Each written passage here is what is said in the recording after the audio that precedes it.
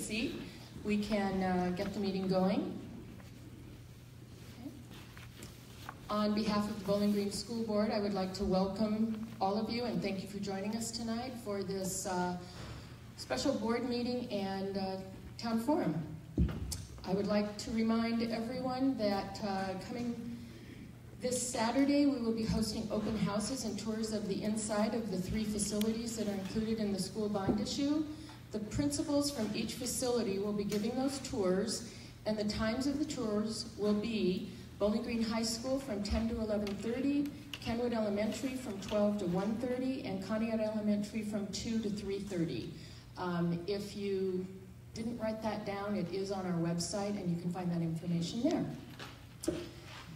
Our speaker this evening is David Conley, and he has been retained by the Board of Education to assess the financial feasibility of using income taxes to finance the facilities project, determine the taxing options that provide the most fair and equitable new taxes, review the types of financing tools available, and recommend the best choice, determine guidelines for future tax policy, and represent the community's financial best interests at all times. I will begin with a brief bio on David Conley, President of Rockmill Financial Consulting, LLC. With almost 29 years of public finance and taxation experience, David has worked with over 400 Ohio government clients, including 125 school districts, by providing expert guidance, support, and advice needed to identify taxation methodologies and policies that deliver fair and equitable revenue for facility and operating needs.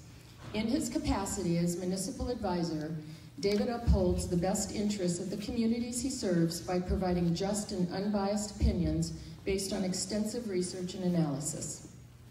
Because of his proficiency in Ohio taxation and public finance, David was an early originator of the use of income taxes, earned income taxes, and various forms of property taxes to fund both the operational and capital needs of multiple school districts, including locally Perrysburg and Rossford.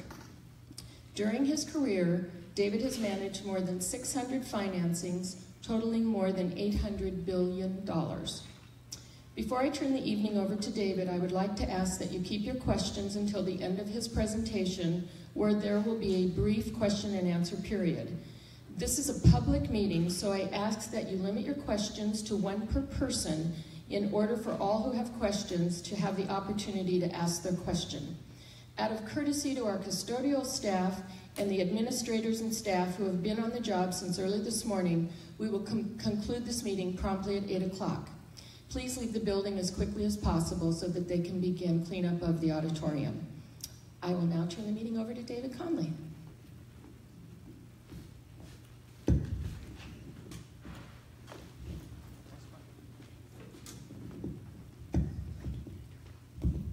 Hello. Just want to make sure you guys are awake out there. It's that time of day where you start to lose your energy a little bit. Good evening. Thank you all for coming out and sitting through the presentation with me today.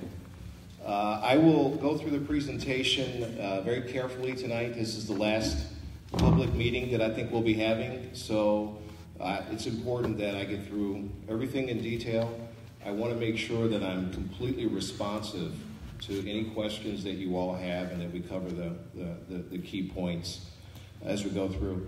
I recognize a lot of you in the room tonight from being in the room last week, but just in general, how many people were not at the board meeting last week? Can I see just your hands? Okay, great. So I'm going to be referencing, for the vast majority of you, some of the things that we talked about last week, just so that you're sort of up to speed on what's going on. So first thing I'd like to do, and I'm going to move around a little bit, is talk about, just establish who Rockmill is. There was a nice introduction on the firm. My firm is a governmental financial consulting firm. What that means is I work with governments across the state of Ohio to manage or to assess or analyze financial needs for a community, and that includes taxation. Generally speaking, I work with governments to analyze the form of taxes that they use to assess whether or not those taxes are appropriate for for the community based on how the community might be changing, and to look at the way those taxes are being implemented, and then help those governments develop policy, so to speak, around the way the taxes are used. So as you might know, some governments have the ability to assess a sales tax, such as the county and the state. Cities use income taxes, school districts largely use property taxes and income taxes. But at the end of the day, I'm able to provide guidance to governments about the appropriate use of taxes. In addition to that, I work with governments through the process of issuing debt and refinancing outstanding debt if that's something that a particular community might need. Overall, I also provide a great deal of research and analysis to help support the decisions that boards and councils make in the process of asking taxpayers for new tax dollars. So I've been doing that for 29 years, heading toward 30, and it provides me some unique insight. I've worked with enough communities now where I've seen a lot of scenarios and circumstances, so it helps me help you understand really what goes on behind the process of funding operations for schools and for their facilities. So in particular, the school board contacted me and said, David, we're in the process of passing a bond issue. It's on the ballot.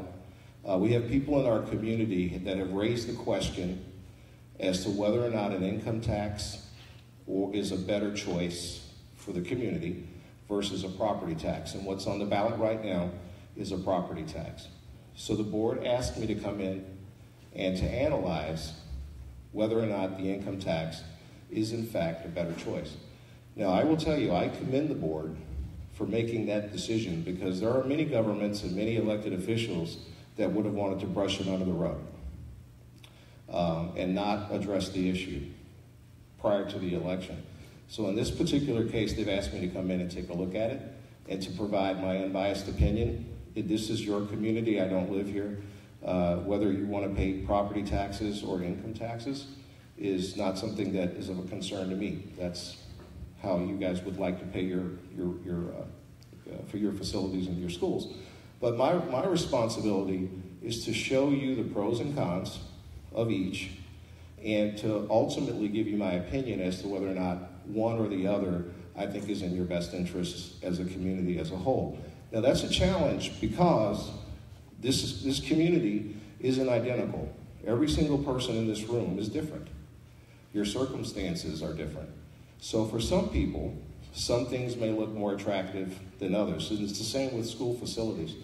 The challenge is for us to come up with a financing or a tax structure that's fair for the majority of people in the community, with the understanding that not everyone's going to be happy, because it's not possible. So that's sort of a foregone conclusion that you can't make everyone happy, but you try your best to make as many people happy as possible. So my analysis is based on that theory. It's based on how do we try to be as fair and equitable to the majority of people in the school district. Once I go through that, the board asked me to actually explain my results to you all. So not just to them in a private meeting and say this is what I discovered, but to actually come out here and stand in front of you and tell you what I discovered, and to take your comments and questions as we go from there. So that's what you have me for. Once that's done, and if in fact the community decides to provide the district with a bond issue, the district will keep me on board to make sure that your tax dollars are spent the way that you've asked them to spend those tax dollars. So I act as an overseer of your tax dollars to ensure that your goals and objectives are met from a taxpayer's perspective. So I actually represent you in that particular regard, and I represent you now. So the things that I'll be talking about are things that will be impacting you from your perspective as a taxpayer. Lastly, it's not just my good word that I'm telling you that I do this. I actually had to swear an oath to say, to have a fiduciary responsibility to you, I have a legal obligation to be honest, to be fair, to be loyal to your interests. And so that is what my core responsibility is. I'm on Facebook Live, so I know that all the securities organizations and regulatory authorities are watching me tonight. So you can trust what I'm saying. All right. So let's move on to my assessment. I always like to start with what did I learn from the work that I've done so far? And I've been really, really busy since I started working with the board. I spent time with the board, I spent time with the superintendent, I've spent time with the treasurer, I've spent time with people in this room that called me after our last presentation and that emailed me after our last presentation. I will tell you that you guys are some of the most engaged people in a community I've ever worked with. It's been a pleasure to hear what you have to say, to talk about the questions that you've had, and I've actually been able to improve the information that I'm providing you based on the feedback that I've received. Some of that assessment has driven me to these conclusions, and I'm not sure if you guys can see that in the very back.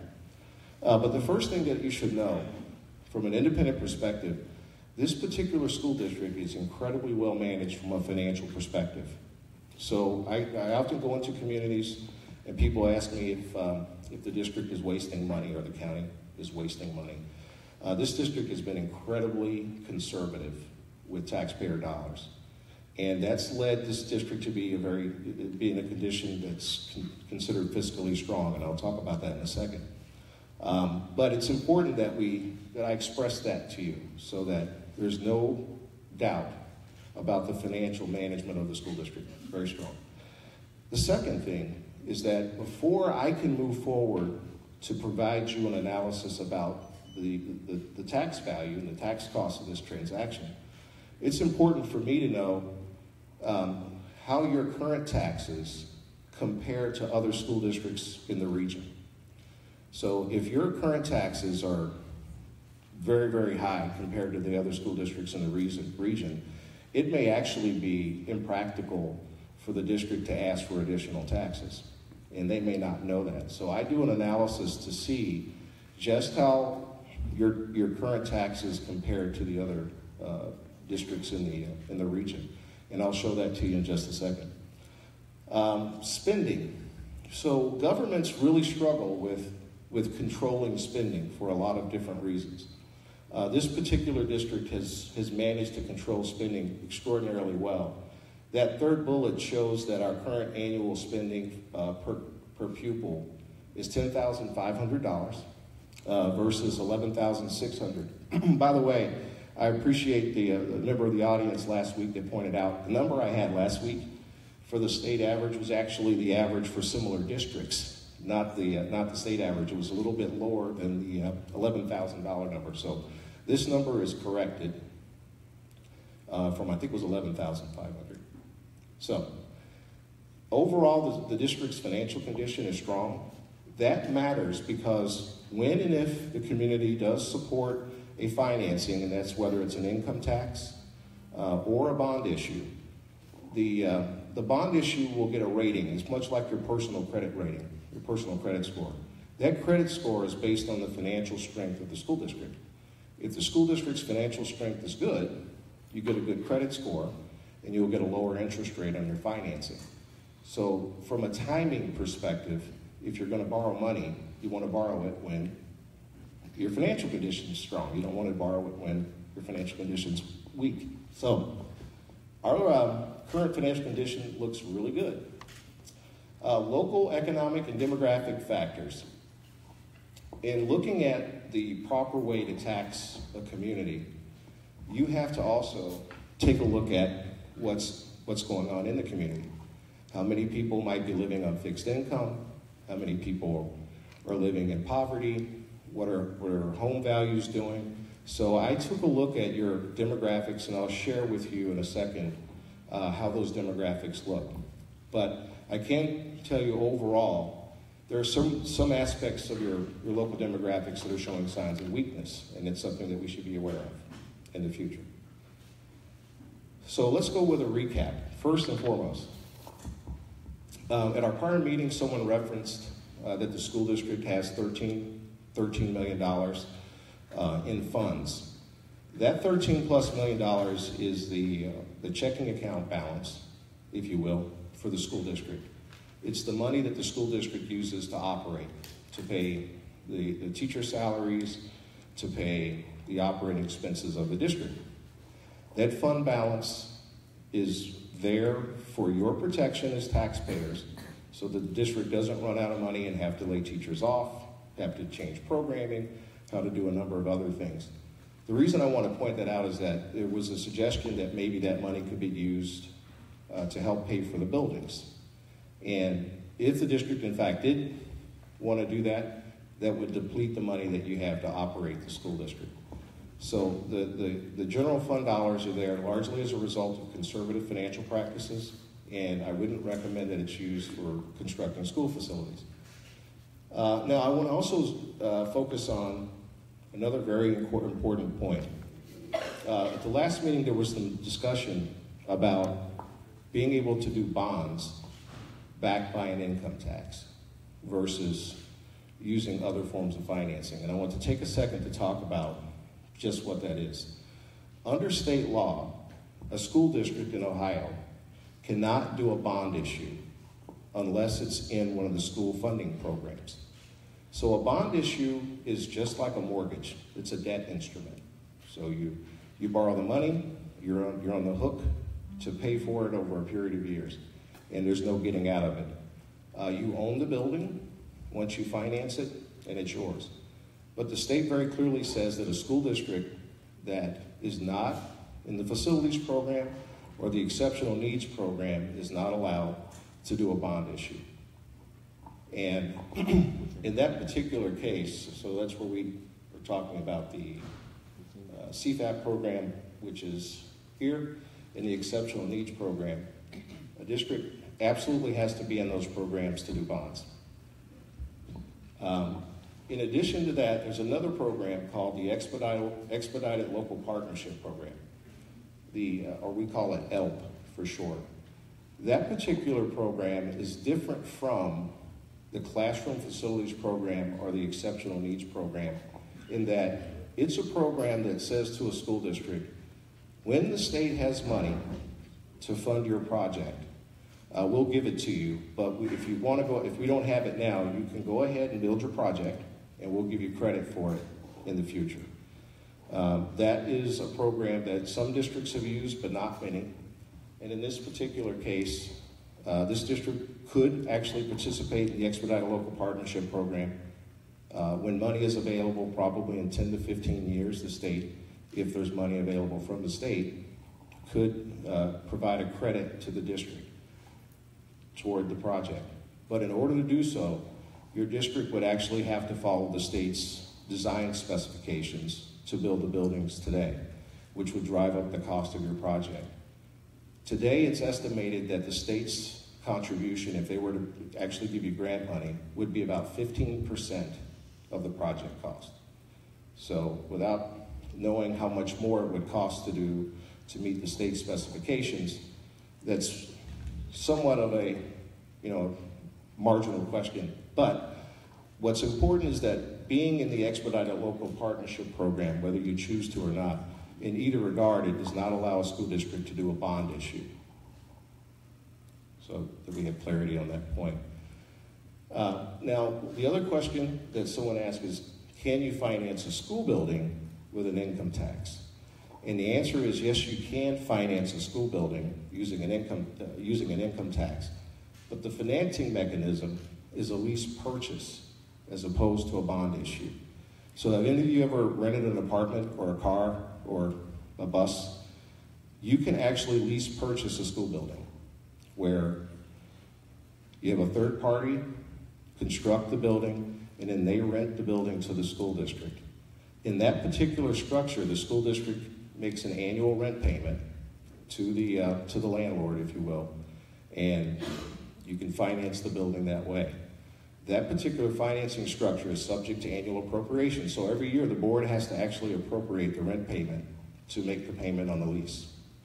If for whatever reason the board can't make the payment on the lease, the landlord has the right to evict the school district.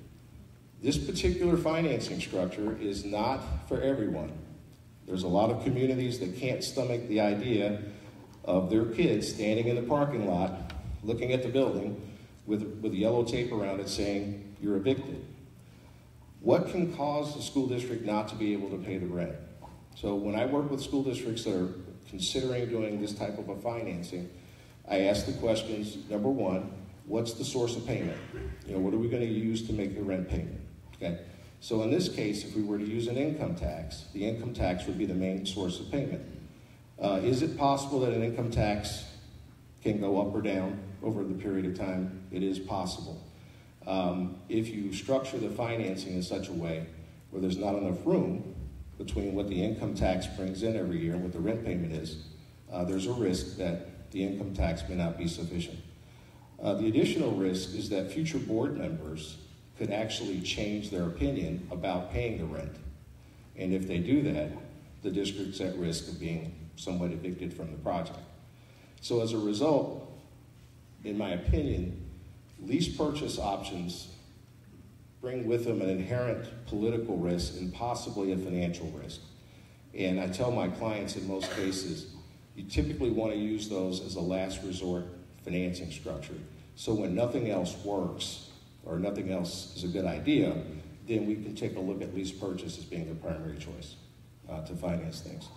The most important thing is that typically lease purchases, the financings on those, they typically carry a much higher interest rate than a traditional bond issue because the investors that will lend the money to build the building know that they're subject to an annual rent. And if for whatever reason the district can't pay that rent, then the lease, it becomes invalid and the landlord owns a building with no tenant in it. So it causes a higher interest rate and the legal documents are substantially greater than a typical bond issue, so you spend a lot of money and expenses to do the transaction. At the end of the day, as a finance expert, I would not recommend the use of a lease purchase, especially for a project of this size. It's very significant for those reasons, unless it was the only option for the community to do. So let's take a look at our income tax. I want to go back over what the income tax facts are. And this is really important. Income taxes for a school district are not the same as income taxes for cities. An income tax for a school district only taxes people that live in the school district. So people that work in the school district but live somewhere else do not pay the income tax. It's residents only. And it's a tax largely on individuals. Businesses, subchapter S corporations, do not pay the school district income tax. It's only individuals that pay the income tax. And then I have a list of the types of income that's taxed, and primarily the income that's taxed is everything other than Social Security. So it includes wages, tips, interest, dividends, unemployment, self-employment, to the extent included in the Ohio Adjusted Gross Income, taxable scholarships and fellowships. Now that might matter more here than it would in other communities because you've got a college that's here. Pensions, annuities, IRA distributions, and so on. So virtually all income other than Social Security is taxed under an income tax for a community. Now let's turn to property taxes. Now property taxes are placed on all real estate in a school district, including certain personal property. But that includes, and this is the exhaustive list, agricultural property, residential property.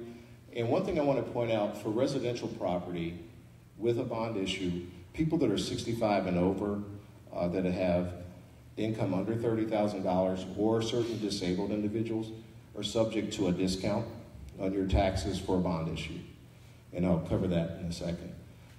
Commercial property is also taxed. Industrial property, I just describe industrial property as buildings with smokestacks coming out of the top of it.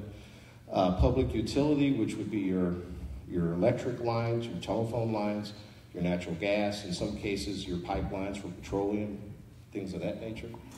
And then lastly, your mineral rights. Generally, nonprofits are exempt from property tax, not 100%, but generally speaking, So colleges and universities, government facilities, those entities tend to be exempt from property taxes. And then lastly, healthcare. So in general, when you're looking at property taxes, everyone with the exception of your nonprofit organizations and churches will be paying the taxes related to the needs of the school district. So I want to turn now to talking about who you are as a community. I put together a comparison of the community's basic demographic data from the last Census Bureau in 2010, the last census that was done, through 2016, which is the most recent update from the U.S. Census Bureau. And the purpose of the analysis is to just do one thing, and that's to understand who you are, understand what's going on in your community, because it gives us a basis for knowing what types of tax are appropriate, or even if a tax is appropriate. So it helps us establish a baseline. The very first thing I want to point out is our median family income and our median home values, and I have a circle around those two numbers. I will be using those two numbers as the baseline for our measurements for your tax costs. So it's important that you remember those numbers. The other thing that's important, I want to make sure that we're understand what median reflects. So median is actually the person that's in the absolute middle of the pack. So there are as many people above that number as there are below that number. So the median is the absolute person, so to speak, or the absolute family that's right in the middle. Okay? So if we were in this room, and I'm talking about medians for this room, and we're divided about half and half, one person would be in the middle and one half of you would be lower, the other half of you would be higher. Okay? So in terms of looking at family income, and I also chose, by the way, to use family income. The census also provides a number for household income. If any of you guys follow census data, household income counts the income of people that live in a household but are not necessarily related. So that matters because you're a college town. And if you're in a college town, there's a chance there's quite a few households that have people living in them that aren't related. Family counts households with people that are related. So now I won't say it's a perfect measurement because there's probably a few students mixed into that group, but for the most part, it's a pretty good representation of just families in the community. The incomes in the community are fairly flat from 2010 to 2016. The median home value shows a decline of about 4%. I will thank the realtors that provided me an update on real estate sales in the community from 2016 to, I think, first quarter, early part of 2018, which is showing about a 5% increase in home values since this data. So it's produced, there's some local data that suggests that home values are starting to turn around. But through the census data for 16, it was still showing a little bit of a decline. Housing units with a mortgage. This is a statistic that helps me get my hands around whether or not the community is getting older or younger. Generally speaking, and it's not always true, but generally speaking, as a community gets older, there's fewer homes with mortgages. And sort of stands to reason, typically you pay your house off as you get older. So we see that the number of houses with mortgages has declined about 7%, and that supports the possibility that the community is starting to age a little bit. Renter-occupied housing. Now this, when I first saw this number, I was really shocked. More than half of the housing units in the school district are rental units. That's a pretty significant number. I don't think I've ever seen one quite that high. But it's important that we know that because I want to point out that in general, there's an assumption that renters don't pay taxes. And whenever I'm in a big group meeting, people will say, you know, property tax isn't fair because property taxes don't tax people that rent apartments. Well, in the last meeting, I did an analysis to see who your large property taxpayers are, and a fair number of those folks are commercial apartment buildings. chances are those commercial apartment buildings aren't in business to lose money. So when their taxes go up, they're passing that tax increase down in the form of rent. So your renters, the people that are renting property, are in fact, through a sort of roundabout way, paying the property taxes associated with the school district. We're seeing an increase, let's see here. We're seeing an increase in homes with someone under 18, so there's a little bit of growth going on. Average family size is up about 7%. Starting to see a little bit of a slide in the number of people with degrees in the community. The reason that matters is that typically there's a direct relationship between the number of people with degrees in a community and the income of people in a community. It pretty well stands to reason that people that have college degrees earn more money than people that don't.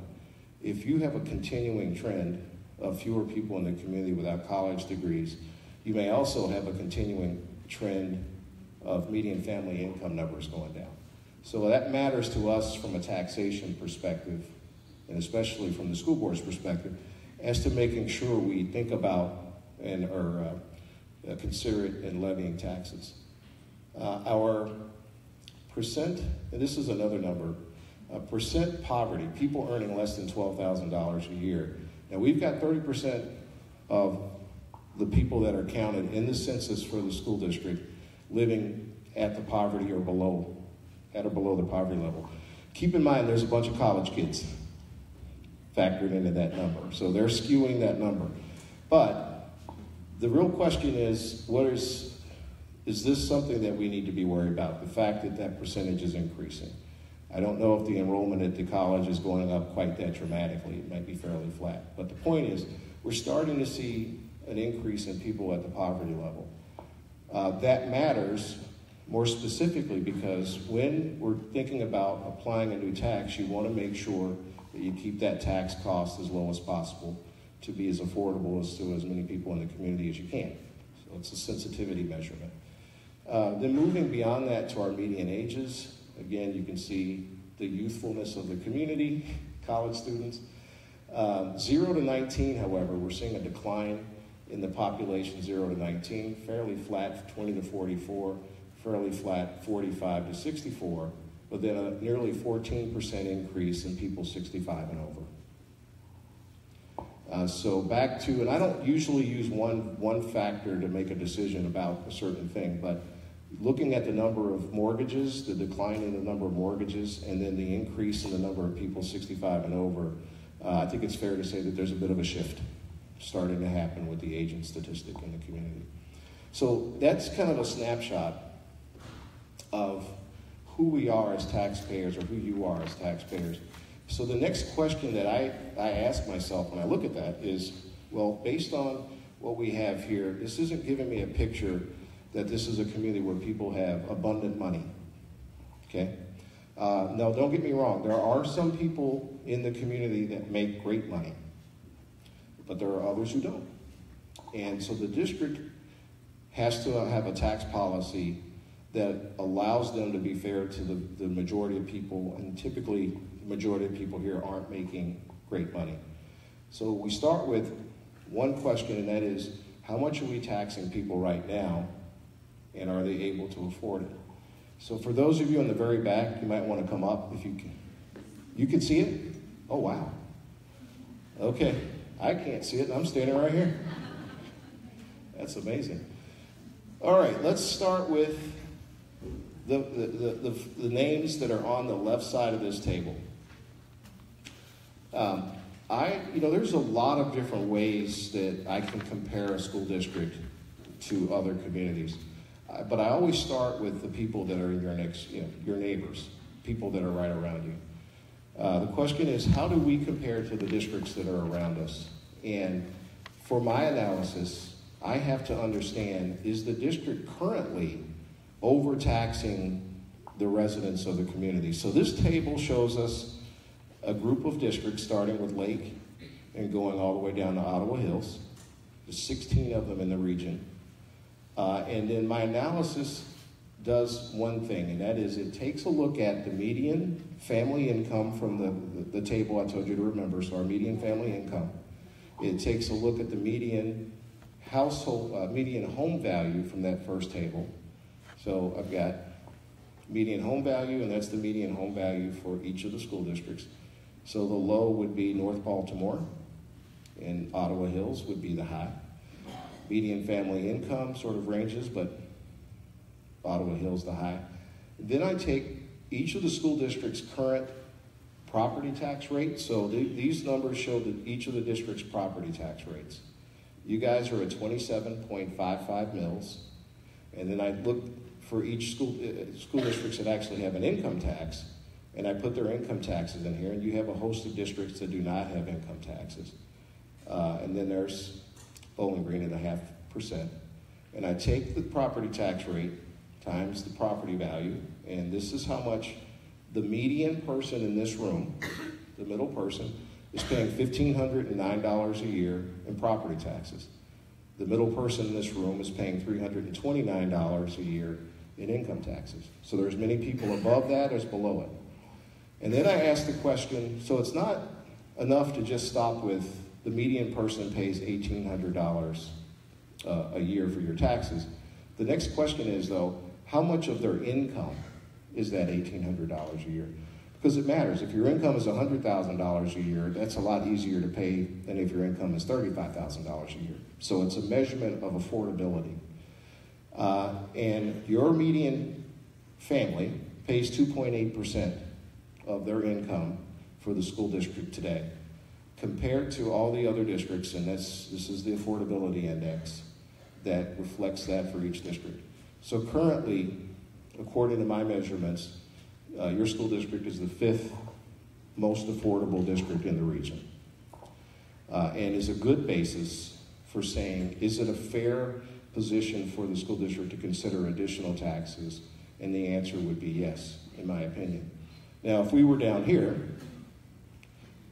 that's a much larger percent of that particular community's income. And the question would be, should we have a tax structure that puts us at the high end of tax cost? But in this case, we're in a good position. So the next question I asked for my analysis is, how are we able to do that? And so what has the district been doing? Because the district does have bonds outstanding. The district has passed levies. The answer is in this table.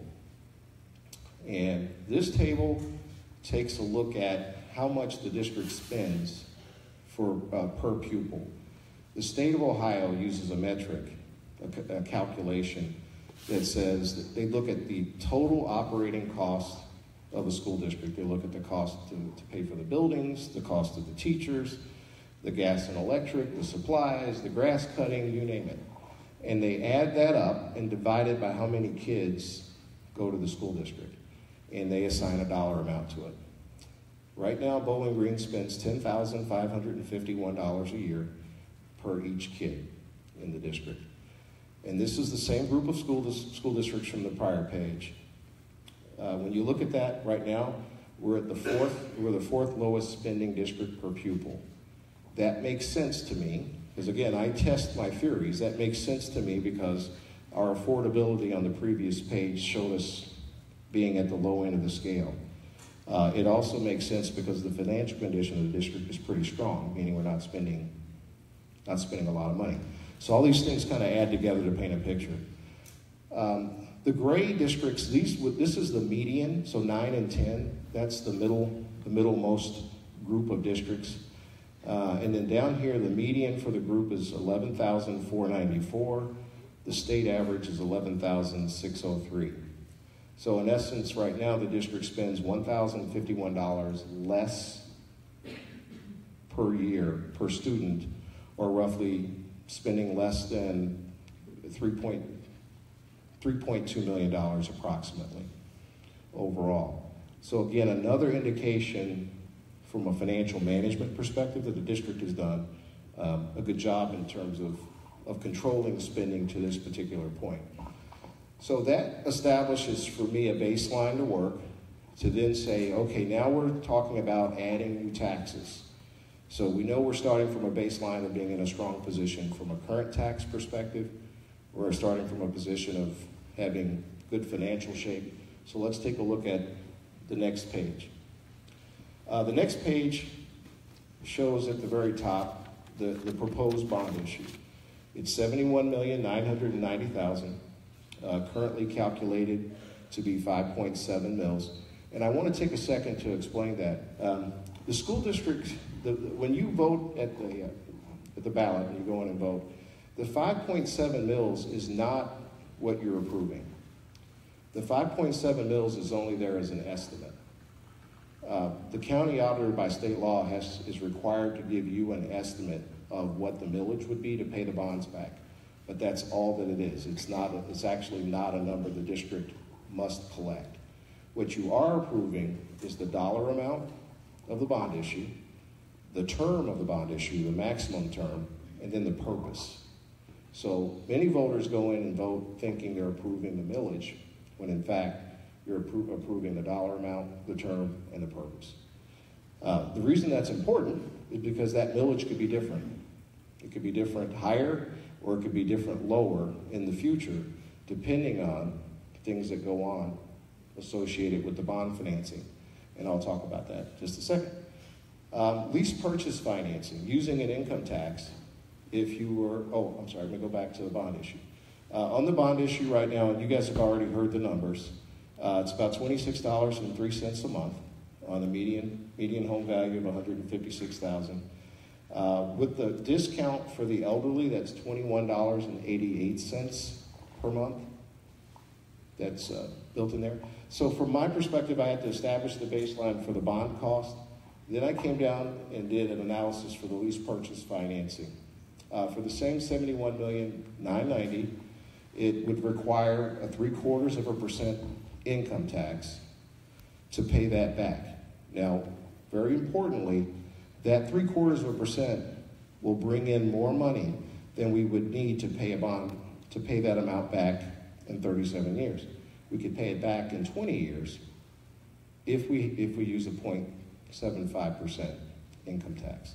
However, it would require us to tax people at $41.25 a month to do it. And that's based on the median family income of $65,992. So in essence, the monthly cost, or at least what I call the affordability, the monthly affordability would change between a property tax structure and a lease purchase structure using an income tax.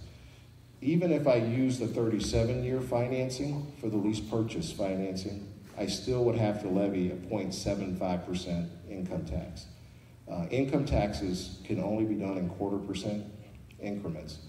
0.5% is not enough to pay back $71 million.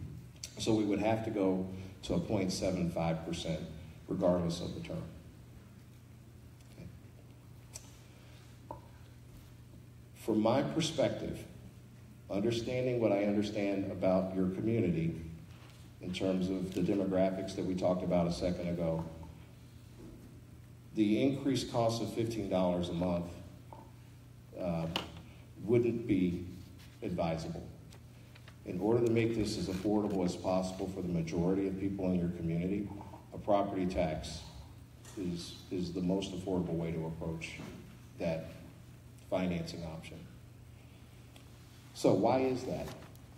Why is property tax less expensive for the majority of people in the community? The answer to that is pretty simple. If you go back to the earlier pages that I talked about, income taxes only tax individuals. So, trapped. So, property taxes, on the other hand, tax all taxpayers. So in this particular chart, a property tax will tax homeowners, businesses, and agriculture. And this pie chart shows the allocation of property taxes to the bond issue. So if you put a bond issue on the ballot and it's approved, in essence, homeowners are paying 59% of the tax, and businesses and farmers are paying 41% of the tax. The farm component is about 10% of that category. When you switch from a property tax and go to an income tax, this particular group, the businesses most specifically, no longer have to pay the tax. So that 31% gets shifted to individual taxpayers. And that's what causes the biggest imbalance between income taxes and property taxes. So the next part of my analysis is to take a look at the difference in affordability to you as residents, the middlemost person, after the passage of either a bond issue that's on the ballot or an income tax. So this table is built on the table that we had earlier that showed the affordability of your taxes. And you were originally, where this star is, the district was originally at number 5. What I've done in this scenario is I added the millage for a bond issue, the current millage that's on the ballot. I've added it to your effective property tax rate, and then calculated the total cost and then the affordability based on the new total cost. So as a result, if you were to pass the property tax bond issue, we go from being 5th to number 10th on the affordability chart of the school districts that we're comparing you to. 8 and 9 in this chart, that would be the median, the 2 districts that are the middlemost districts, so we're just a tad above the median. I did the same thing with the income tax. So this is the original property tax that the district is collecting. I've increased the income tax rate by 0.75. Right now, the district collects 0.5% in income taxes. So when you add the additional 0.75, you'd be at 1.25. So that 1.25 would increase the income tax per family to $824, total cost of $2,003, and then the affordability would be at 3.538, putting us at number 15, just above Ottawa Hills. Again, in this analysis, for the purposes of my thoughts and recommendations, knowing that the community doesn't have, there are a lot of people here that don't have a lot of extra money, trying to stay affordable, or as affordable as possible, it would suggest that the property tax is the better choice. This table is an abbreviation of the table above. Property tax takes you from 5th to the 10th most affordable out of the 16. Income tax from 5th to 15th.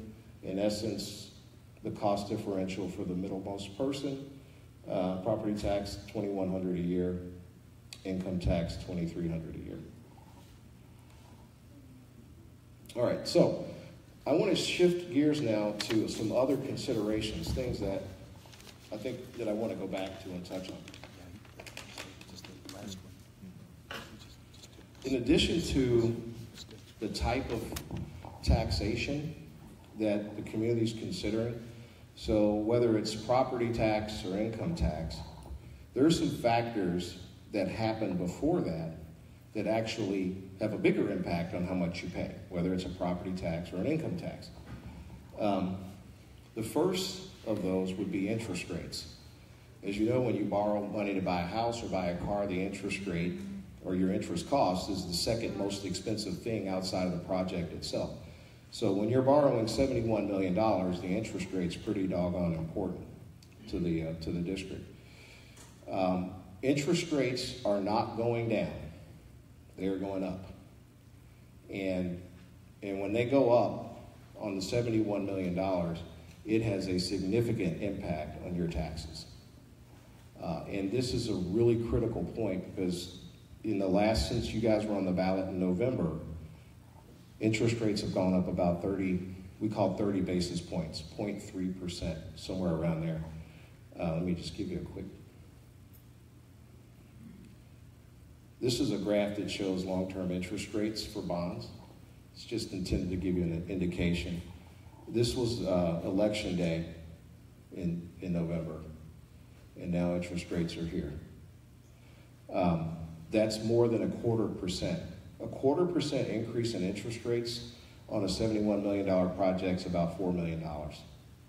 So without discussing property taxes or income taxes, just timing alone has cost you $4 million. Now, hopefully interest rates will come back down here. But I'm not optimistic. I mean, you guys are following the news. I'm not really optimistic that that's going to happen. So timing matters from an interest rate perspective. Inflation. Anybody in this room involved in construction at all? Any construction people? We're hearing from the state of Ohio that inflation last year was 3%, 3.14%. And now I'm starting to hear from other construction companies that this year might be in the neighborhood of 6 to 7% inflation. What's behind it is a lot of construction going on in Ohio. A lot of school districts are building school buildings, and there's a shortage of labor, and there's a shortage of supplies, so it's driving up construction costs.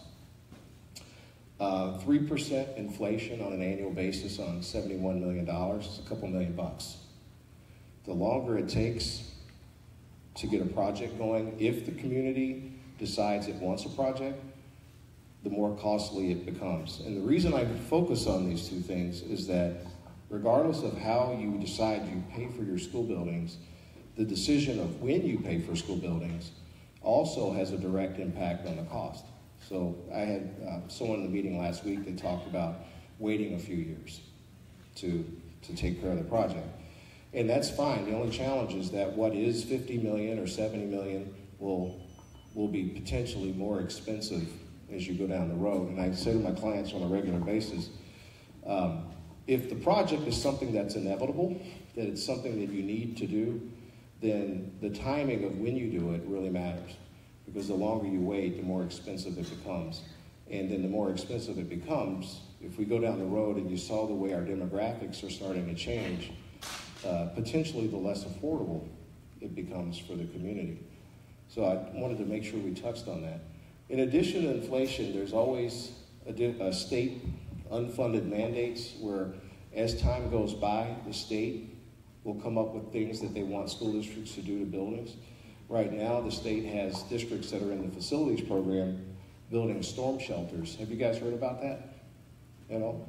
So the state of Ohio is telling districts that are getting grant money from the state that they actually have to build storm shelters for the students inside of the school buildings. And it's adding, in some cases, $500,000 to $1 million to the cost. Now, they don't have that mandate yet for districts that are not in the facilities program, but they could. In addition to that, there's a lot of discussion about security measures. Every school building that's being built now is being built with a slightly higher degree of security, but at some point that may become mandated and might actually be more than what you were thinking you would want to do for your project. The last and most important point about timing is that from a timing perspective, a project, regardless of the size of the project for a school district, generally has a lot of positive benefit on the local community. And given our demographic change and the signals that we're seeing, this could be probably a good time for the community overall financially to have a project. First and foremost, $72 million could support the creation of jobs locally from an economic perspective.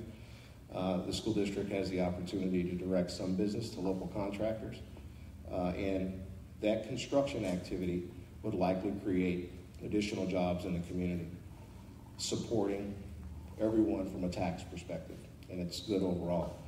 In addition to that, and I have conversations pretty regularly where people say, do new schools help home values? And I can say that I can't prove to you that new schools help home values. I can't tell you that. But I can tell you, my gut tells me that new schools don't hurt home values. When families are looking for a place to live, especially the new young families that are there, they will visit a number of communities and they'll look at the amenities in those communities. Usually school facilities are part of those amenities. When a family can pick a community that's nearby that has nicer amenities than a particular community, sometimes they select the other communities to live in. Newer schools generally support attractiveness for new families, and Those families bring with them children which grow up and support the tax system. Knowing what we know from our demographics, new schools and the support of that supports the overall financial strength of the community. And ultimately, better facilities overall for the district improve opportunities for the students. So let me get to the conclusions. My conclusions are pretty straightforward. You saw the numbers. The property tax spreads the tax out among most of the taxpayers. Now, I will tell you that the $24 a month is not necessarily cheap, but it's at least more in the range for the majority of taxpayers in the community. If you think about things from a timing perspective, given where interest rates are, given where inflation is, the timing, the best timing, if you're trying to do this where it's least expensive, now is the time. And then last but not least, the board, and I've spent a lot of time with the board and with the treasurer and the superintendent. The proposal that they've put on the table in front of the community is, in my opinion, the best possible proposal for you at this time. So what you see before you is a good proposal in terms of the most affordable for the residents of the Bowling Green School District.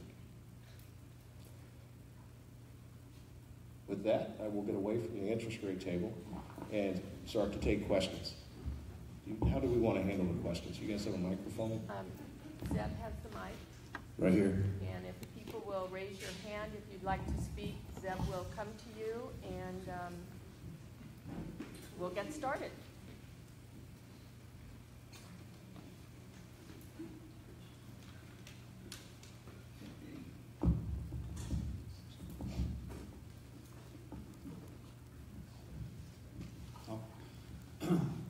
On your analysis here, you're comparing different school districts.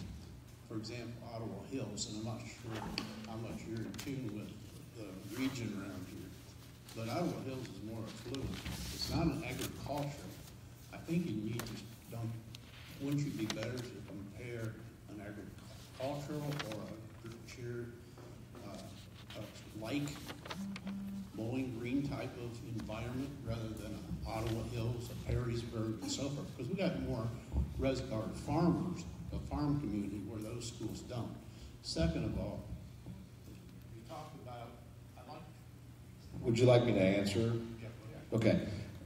So as I mentioned when I first started, I can absolutely compare you to any group of school districts that you'd want to be compared to. So this group of school districts just happen to be the school districts that are closest to you. Okay, so from a regional perspective, it has regional meaning. But I would be more than happy to show you any other school district. Yeah. We're going to try to give everybody one question.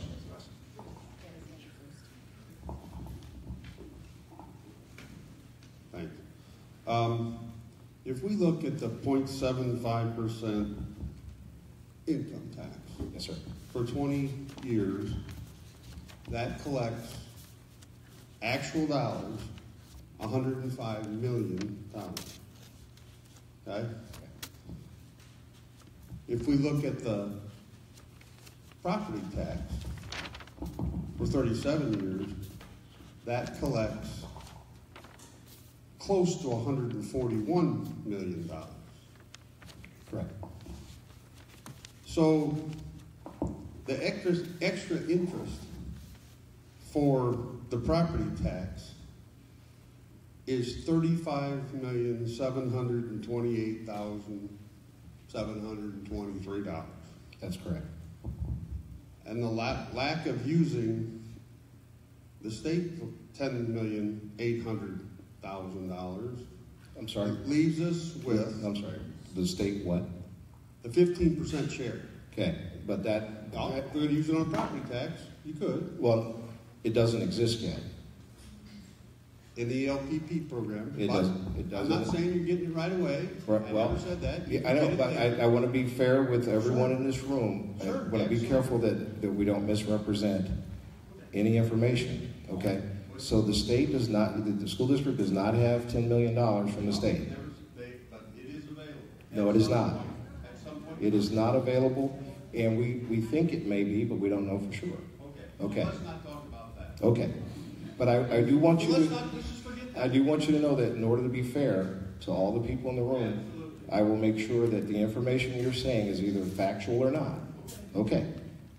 All right, so, without that, we're paying $35,728,723. In addition, and we're dragging the term another 17 years. For the $15 a month, according to your 1522, Yep.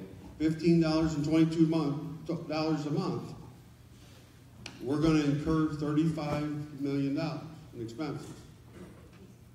It's a little like buying a house or a car, like you said. Right.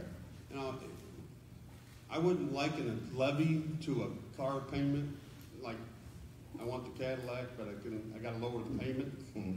So I'm Or I sorry. want the Chevy, What is and I your? gotta- But give me the question so I can answer it for you. Absolutely. If what I'm saying is correct, is that correct? What I'm saying about the $35 million?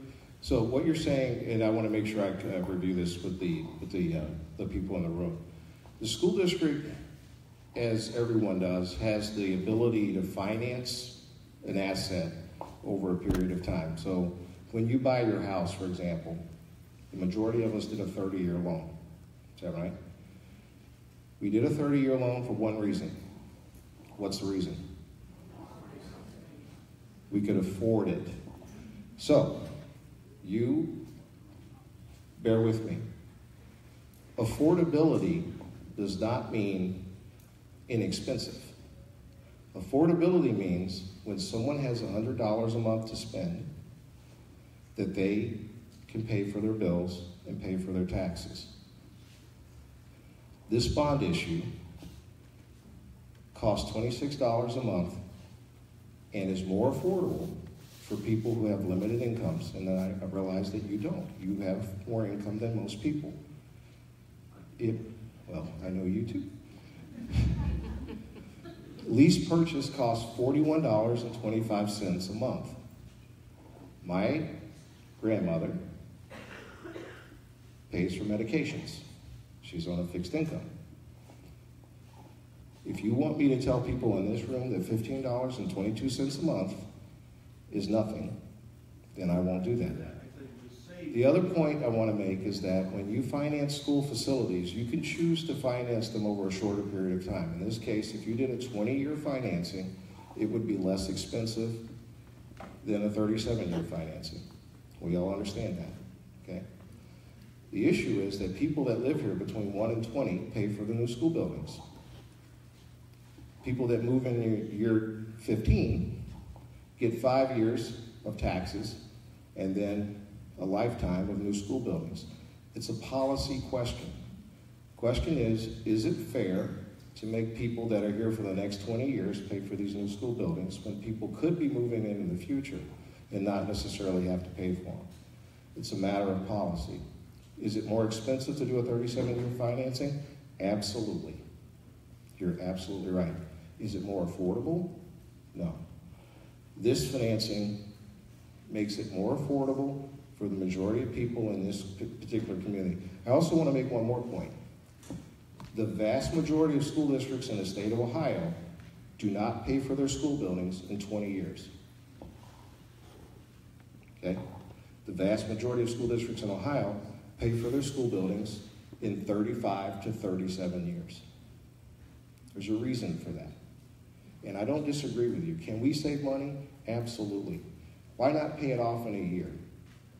Why not pay cash for it and not have any expense? The answer is it's not affordable. And that's what I'm studying, and that's what I'm making a recommendation on. So I can show you how to save a heck of a lot of money, but this community couldn't afford it. Okay, next question. Hi, I'm Irene Heinzman. I taught in the district for 30 years, lived here since I was 12, had kids go through the system. Some of us entered this, I guess I don't want to really call it a fight, but maybe the disagreement out of concern, not as necessarily for the money, although it is important because that's a lot of money to us, but also for concern from the children and the importance of neighborhood schools. I was going through and doing some research, and one of the things you mentioned with another school district, which you did represent some other ones, is that as far as the money that the district has on hand, smaller balances equal more risk and fewer educational options. Larger balances equal less risk and more educational options.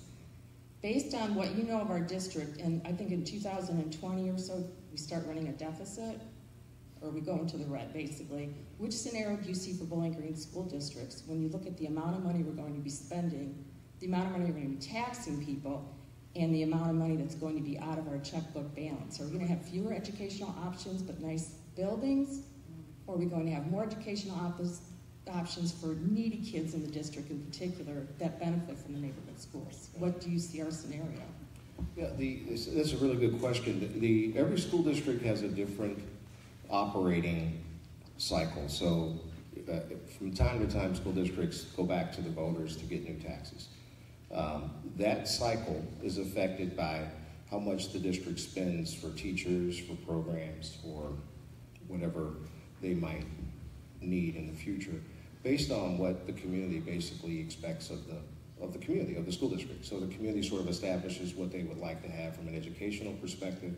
The board takes those interests and tries to provide the programming and the facilities and the specific tax structure to do that. The current 5-year forecast that you guys have for this district is predicting deficit spending, and that's been public. The 5-year forecast is something that's done on a regular basis. It's a part of your normal operating cycle. So at some point, the district will be coming back to the district or coming back to the taxpayers for an operating levy. That is not something new. I don't know from that perspective if it's any intent of the district to change the programming or anything of that nature, but my guess is it would be continuing the same services they've been providing you in the past. So the slide that you're referring to, about fund balances being less risk and more opportunities for students, that particular slide is basically reflecting the less money a school district has in the general fund to operate, the more difficult it is for the teachers to plan down the road, to come to the superintendent to ask for various things that they might need for planning purposes or for educational purposes. And so it limits how teachers can provide services in the future. So the more cash the district has, it's easier to do that. The less cash, it's harder to do that. It also, having a fund balance also prevents or protects the school district from changes in revenues from state funding, changes in revenues from property taxes, changes in revenues from income taxes. So the more money the district has, the safer it is that it doesn't have to make emergency cuts, things of that nature. But I hope I answered your question about the operating. I can't answer your question about the services that your district is if that's what you were asking me. Well, Service. not what service they provide. I know about that. My question was, what scenario do you see the school district in a few years when we're in deficit spending? Are we going to be the school that has the more money, more educational opportunities, or are we going to be the, I guess, like House 4 kind of a school district where you have these buildings? But I mean, I've been through it all. I've been through up and downs with non-renewals, 0% contracts. I've lived through that, and I know what it's like to say, "Wow, gosh, I sure would like a really paper for my classroom," and not be able to get it. So, you've got a lot of experience with school districts. Mm-hmm. And you were to see, if you see a school, and you probably had them that's going to deficit spending. Well, so this isn't the first time that Bowling Green has gone into deficit spending. That's the norm. And I want to be clear. It isn't just Bowling Green. Every single school district in the state of Ohio has the exact same pattern. So school districts live on fixed income, literally. So the income for the school district is fixed. It only changes if the state of Ohio finds additional money for it, or if something else significant is happening to drive up the revenues to the school district. Expenses, however, have a tendency to grow over time because of inflation. Now, I made some comments earlier about the school district. This district has controlled its expenses for literally 5 years. The increases have been almost non-existent, which is very unusual. And that's led to them having more cash than most districts would have at this particular point. The other thing that I didn't show you all is the election history for this community. You guys have an extraordinarily good election history. The community has been very supportive of the school district in the past, which is one of the reasons that I'm here. The board values the relationship that they have with the voters in the community. And because of the election history that they have, my guess is that the community would continue to be supportive of operating levies in the future as long as the district's meeting their expectations. Okay, So- I've answered my questions. Oh, okay. I want to go on to somebody else. Yeah. I just want to ask for clarification. So waiting from November till now has cost the district $4 million. Approximately. If the interest rate goes up again and we do not pass the bond, it will cost the district approximately another $4 million. So Okay, yeah. not passing the bond now, just it hurts Right. us more than it helps us. Correct? Right. So, again, I try to stick with basically the financial aspects of things. The interest rates and your interest cost is the biggest factor into outside of the project itself. So some people might say the project could be less expensive, could be smaller, or whatever, and I'm not here to argue that. But without doing anything at all, interest rates take additional money out of your pocket. If they go down, we're better off than if they go up. My concern is that I'm not seeing anything that would suggest interest rates are going to go back down again. In fact, all I'm hearing is that interest rates are going to go up. So the timing of when you decide to borrow money, and the other thing that's important, when you finance a building, and it doesn't matter whether it's a bond issue or a lease purchase, it takes about 5 months after the election before you can actually lock the interest rates in. So if we're successful in May, we wouldn't be able to lock the interest rates in until June or July or maybe even August, because there's a lot of work that has to be done to get to that point. So timing matters, and it can be expensive. Back to the point about the millage for the bond issue, the reason the millage is an estimate is largely for that particular reason. We had to get, or the school board had to get the millage certified by the county auditor back in August, or back in February. We're potentially a whole year out. So that interest rate can cause the millage to be different, which is one of the reasons the millage is there as an estimate, not as an actual number. Okay, before the 30 years of this bond issue is up, based on the current growth of Bowling Green, do you anticipate that we'll need another building expansion beyond what we're talking about now before this 30 years is up? And secondly,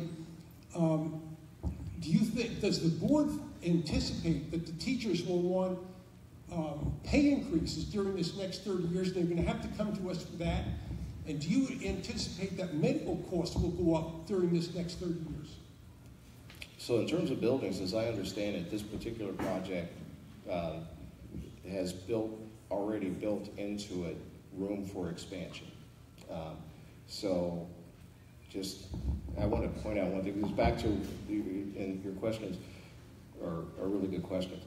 The growth rate overall in your population is mostly in the category of 45 to 65 and over, and we're showing some declines in the 0 to 19. So there's an overwhelmingly strong belief that you're going to grow so dramatically you need more facilities, but as I understand it, the current plan is to actually have space for expansion if the district needs it. The second part of your question, you got away with 3 with 1. The second part of your question is, will teachers want a raise in the future? I think that's right. Are there any teachers in the room? Would you want a raise in the future? Probably so. And then the third question is healthcare. Will healthcare costs go up in the future? Absolutely. Healthcare costs have been one of the reasons that most school districts have had to go back to taxpayers. The costs have gone up in some cases 30–40%. It's a part of the largest expense in a school district's operations outside of salaries.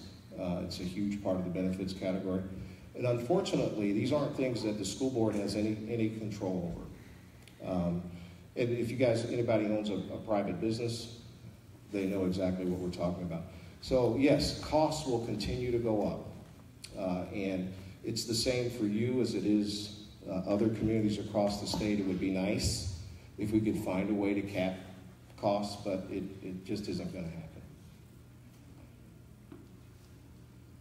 Based upon your research, Mr. Conley, do you have any statistic on how many communities have benefited from new construction based upon economic indicators versus communities that have not benefited from new construction? No, I don't. So that's a very difficult thing to measure. And there are a lot of different factors that go into whether new construction can support economic development and growth. But I can say that without a shadow of a doubt, that $72 million will be spent on things happening in this community. Some of the supplies and materials will come from this particular community. Many of the employees and workers that will do the construction will come from this community. Many of the restaurants and hotels and other businesses will house the people that are coming to the community to do business here, much like me and others. And that will all contribute into the economy. But there are so many other factors at play, it's really hard to specifically target. If I had to guess, this is probably the largest, maybe the second largest economic project in the community. I'm not sure what the football stadium cost when they constructed that at the college, but I would hazard a guess that it's going to be more beneficial, more positive than negative. Thank you for your time tonight, Mr. Conley. I Yes, just have a two-part question.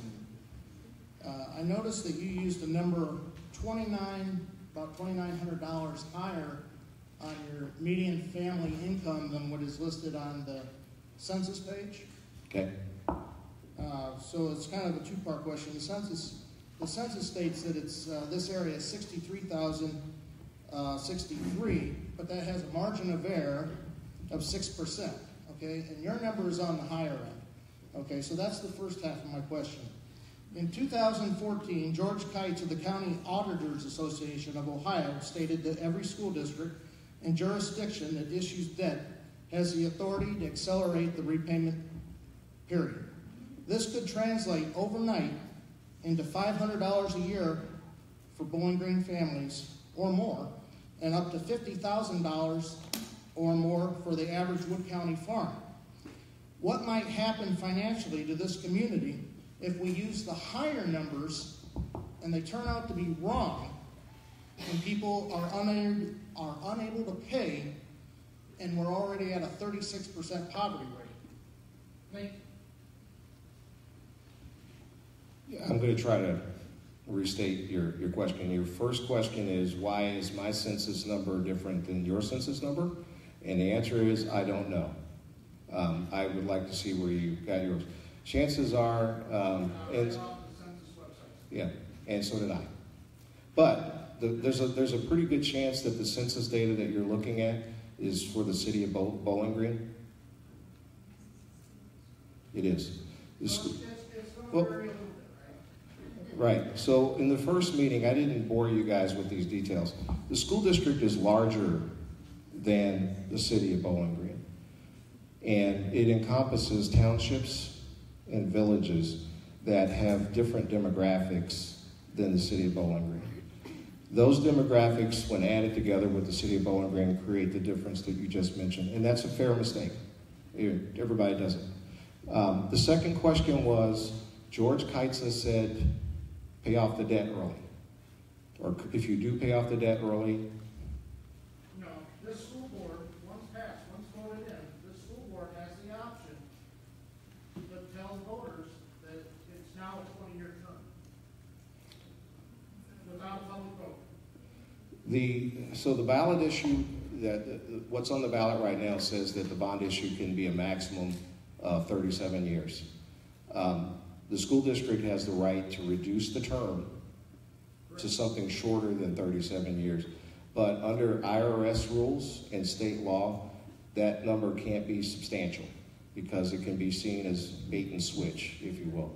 So there are there are protections to keep the school district from doing that. But I will tell you, from a practical perspective, back to the gentleman's comment about doing a 20-year financing, if we put a bond issue on the ballot that's 37 years long, and we tell people it's going to cost $20 a year, and then we shorten it to 20 years and we make it $40 a year, boy, there's going to be some pain. I mean, there's going to be some heads rolling. So practically speaking, it really isn't something that I would see any board ever trying to do to a community, quite honestly.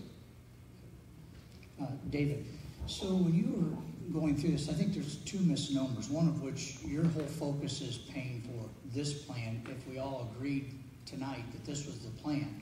So I think that's part of the issue, that not all people agree that this is the right plan. That being said, did you look at, or did the administration share any projections on revenue streams or increased revenue going forward that makes any difference in your analysis? So I asked that question, if they did or didn't. And were you aware in the southern part of our district that we've got a 2 pipeline that will begin to give revenue to our district, according to the county auditor, to the tune of $1.9 million in 2019? Does that make any real difference in looking at the forecasting in the future? Yes, it does. So one of the things that you guys remember the pie chart. That's weird.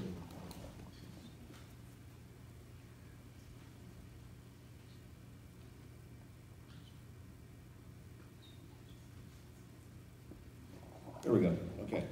So one of the things, I didn't dwell on it when I went through it because I didn't want to keep you guys too late.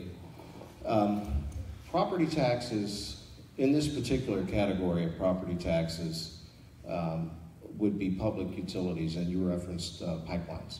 And pipelines fall under the public utility heading. So they're businesses that would be subject to paying property taxes to the school district. One of the advantages to doing a bond issue that's backed by a property tax is that when a new business is constructed in the school district, including a pipeline, those particular entities actually start sharing in your taxes. So this particular part of the pie could go from 30% to 40%, and as it does, it drops your side of the pie from 58% down to some lower number. The same thing doesn't happen with income taxes. So bond issues and property taxes split taxes between individuals and businesses.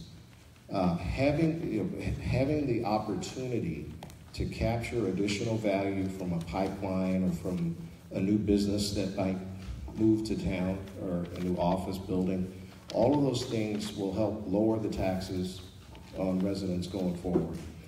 In terms of specific revenue projections, there aren't any related to the pipeline or other commercial development. Is that what you were alluding to? I was curious if you shared that information that the administration, I think, is aware of. Yeah. I'll provide what you have. Yeah, I provided I've been in touch with the pipeline companies and other folks. The challenges with predicting the pipeline money and other monies that could come in is that until it shows up, we don't know that it's going to show up. The utility companies and oil companies are very well funded, as you know, and they don't want to pay taxes, much like people in this community. But they can afford lobbyists who are working very diligently to change the fact that they might have to pay taxes to you. We have to wait to see if, in fact, they will pay taxes to us. So at this stage, it's not a good idea to try to predict what that would be, and definitely not a good idea to say we'll pay for the bonds. I know that's not your point, but for that one reason, I haven't factored it in. However, let's just say we get a lot of money from businesses in the future. Would we be able to lower taxes on individuals? Absolutely. And if we have a windfall, we're actually able to pay the bonds off. And we could pay them off in 20 years and save millions and millions of dollars. That's right. And so we would, when the bonds are sold, We would actually have the ability, we set it up where we can pay them off early. So the fact that the structures are there, and again, back to why a property tax makes more sense at this particular point in time. It gives us a lot of flexibility, a lot of long-term opportunities if there are some additional development on this side of the ledger. And again, the goal is we can't make everyone happy, and we know we can't make everyone happy, but at least we're trying to do something that's as equitable and fair to as many people as possible. You made that point. I think you made that point pretty well. Hello. Hi. I'm not very good at speaking, so my question is, this amount of money, 71, 72 million, is not official. This could come 80, 100 million. What do we do then? You know, do you go on that, charges on that? Or are we taxed on what we voted on, if it's voted in? Yeah. And I see we should have, I would think they should have 3 bids, because I think that's something we should see. They did bid on school buses, so I think people should see bids. Thank you. I agree, and it's the construction process and the selection of construction companies is a very public process, so it can't be done in secret. So and I can assure you they'll do that. In terms of the dollar amount of the project, really, really good point, good question. I have a client that passed a $70 million bond issue, and now the project is coming in over budget. And the question is, what happens when that happens? So the first thing is, what's important is when you vote for this bond issue, you're setting a maximum dollar amount. The most that they can borrow is $71,990,000, and they can't borrow any more. When a project comes in over budget, you've got some options that are available. One of them is to take stuff out of the project, so reduce the scope of the project to fit within the budget. The other option is to use cash if the district has enough cash. So if they're over budget by $500,000, maybe they can support that with cash, or maybe some additional small borrowing to get there. But most of the school districts that I work with ultimately set the maximum of whatever the bond issue was approved, and they change the scope of the project to fit within that number. Thank you. The question I have for you is going back to the 5-year forecast. Yes. On the revenues. We're a little bit concerned. I'm a little bit concerned here from the standpoint that we had a levy back in November. We've got one now in May. If this one in May passes, the board is going to have to come back to the voters probably by 2019, 2020, somewhere in that ballpark, to be ahead of the getting to the point where they're down to zero based on the financial forecast. And we're going to run into a situation, I fear, of levy fatigue, where the voters are just going to be, you've asked me for this, you've asked me for this, you've asked me for this. In your history of working with various schools, when school districts approach this financial state that we're heading toward basically in 2021, where we're going to be broke, what do you advise them to do at that point? Do you advise staff cuts? Do you advise program cuts? It's my understanding the teacher's contract is due in 19 or 20. Based on the financials going forward, there's no money there for any kind of increases for the teachers. What do you recommend to the people that you work with to do under these circumstances?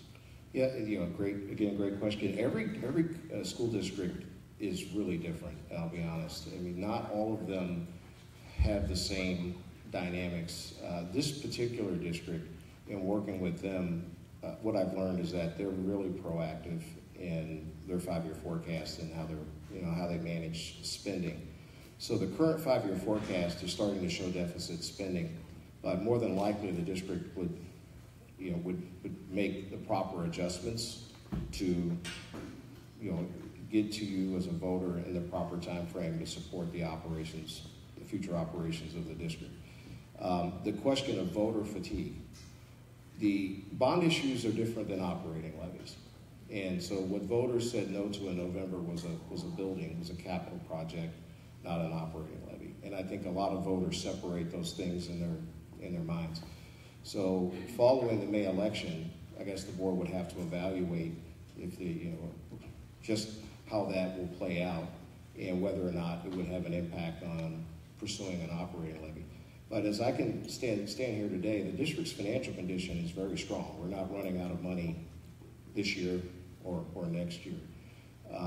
And there's ample time to sort of plan through that process. And there's a system in place for them to do that. So go through it. Okay. Thank you, David, very much. I want to thank everyone for joining us this evening. Very valuable, very good questions. And with this, I would like a motion to